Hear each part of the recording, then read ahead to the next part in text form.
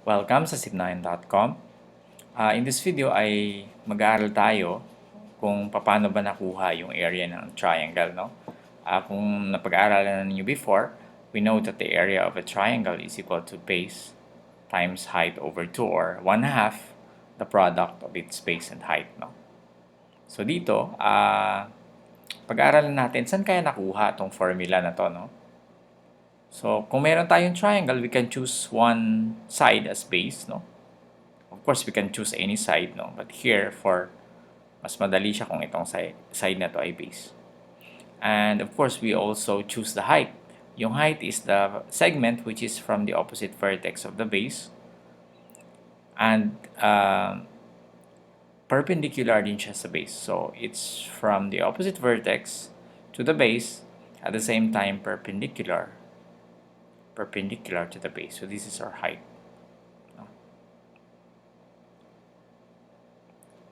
No, kung sinusubaybayan nyo yung Sipnayan, no, ang YouTube channel natin, then napanood nyo na yung pinag-aralan natin before, yung area ng parallelogram at area ng rectangle. No?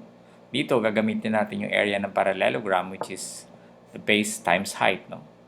Area of a parallelogram, yung formula niyan is base times height, or BH, para i-derive tong area ng triangle. No? Na paano natin gagawin yan, no? So, if I extend, hindi naman extend, but if I draw a segment which is parallel to the base, here, hopefully parallel siya. And then, if I draw another segment parallel to the other side of the triangle, parallel siya. Hopefully parallel. Then, I have a parallelogram, no? Ano nga bang definition ng parallelogram? It's a quadrilateral whose opposite sides are parallel. No? So, pag parallel ito, at saka parallel ito dito, and parallel ito dito, then, this quadrilateral is a parallelogram. No? What do we know about parallelograms? Aside from their opposite sides being parallel, alam din natin that this side is also congruent to this side. And this side is also congruent to this side. Ibig sabihin, pareho yung length nilang dalawa. No? Pareho din yung length nila. Isa yun sa mga properties ng parallelogram. And if you know these properties, alam mo, kung napag-aralan nyo na yung triangle congruence, that this triangle, yung white na triangle, and this triangle are congruent. Makikita nyo yan by SSS congruence, no? Bakit SSS? Kasi itong side na to is congruent to this side, and this side is congruent to this side, and also this side is congruent to itself. So if the three corresponding sides of a triangle are congruent, then these two triangles are congruent. Ibig sabihin ng congruent, same size and same shape. Okay, so kung hindi nyo pa napag-aralan yung triangle congruence, pwede nyo munang i-ignore yung sinabi ko. Pwede na lang natin tignan dito sa GeoGebra. No? Dito mapapakita natin that a parallelogram, no, na ginawa natin ay actually from two congruent triangles. Using two congruent triangles, we can form a parallelogram. So makikita ninyo, wala naman tayong binago, inikot lang natin siya. So pareho ng shape tsaka size ng dalawang ito, triangles. So, knowing that, ano ngayon ang magagawa natin, no? Alam natin that the area of a parallelogram na pag-aaralan natin is base times height. So, area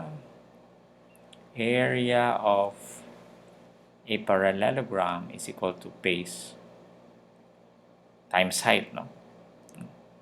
Instead of BH, gawin na lang natin base times height. What else? What do we know? No? We know that the area of parallelogram here is equal to twice siya, no? Twice ng area ng triangle, no? Twice the area of the triangle. Triangle na sinasabi natin sa itaas. Twice kasi nga, dalawang triangles na magkapareho yung shape tsaka size, no? So, inikot lang natin dito yung triangle na to. So, dalawang triangles na siya. So, dalawang area ng triangles, yung area ng buong parallelogram. Okay? So, ibig sabihin, para makuha natin yung area ng triangle, divide natin yung both sides, no? So, area of parallelogram over 2, no, is equal to, tas natin ng konti. Dinivide ko lang over 2, itong dalawang to, no? So, over 2 over 2. So, area of, derive natin yung area of a triangle, of the triangle above. No? And, pwede ko bang ilipat ito dito, tsaka ito dito, no? So, kasi area of a triangle yung kinukuha natin, mas okay siya na nasa kaliwa. Area of the triangle above, pwede na rin siguro natin siyang anuhin, no? Paiksiin. So, area of a triangle, or maybe of the triangle above, is equal to area of parallelogram over 2, no? Sabi natin. But yung area ng parallelogram, dito, based from here, is yung base, the area of this parallelogram, is the base times the height, di ba? So, BH, B times H, over 2, no? Area of a parallelogram over 2. So, area of a triangle is equal to base times height over 2. So, nakita yung relationship kung paano ito nakuha. Meron tayong triangle, ginawa natin siyang parallelogram by drawing segments that are parallel to the sides. Nakabuo tayo ng parallelogram, pero yung area ng parallelogram is twice the area of the triangle. Twice the area of the triangle, and then para natin makuha yung area ng triangle, we divide the area of parallelogram by 2. Dito nakuha yung area is equal to base times height. Nire-relate natin siya. And no matter what the shape of your triangle, you can always create a parallelogram using it, no? So, yan yung ating, yan yung reason kung bakit yung area of a triangle is a half of the product of its base and height. So, one example lang, pwede tayo siguro ng isang example. So, pag meron tayong triangle, for example, meron tayong triangle. Sorry. Gamitin natin yung segment. So, pag meron tayong triangle, yung base niya, for example, is 10 cm. For example, ito naman yung base natin. Saan yung height natin? From the opposite vertex, sabi natin kanina, no? From the opposite vertex and perpendicular to the base. So, ito naman yung base natin sa taas. So, I hope perpendicular siya.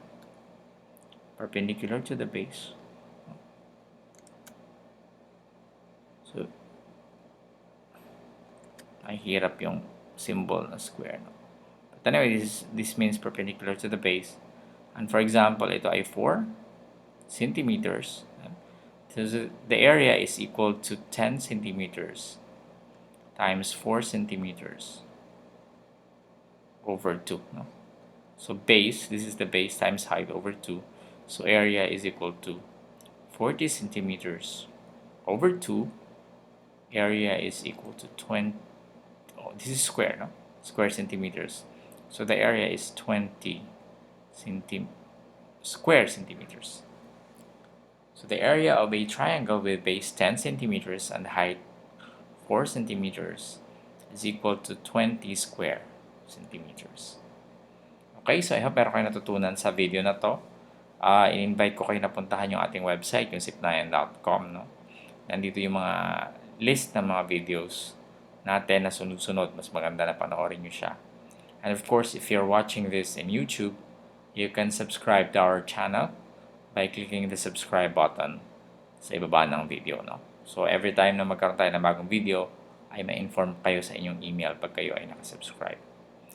Okay, maraming salamat and see you in the next tutorial.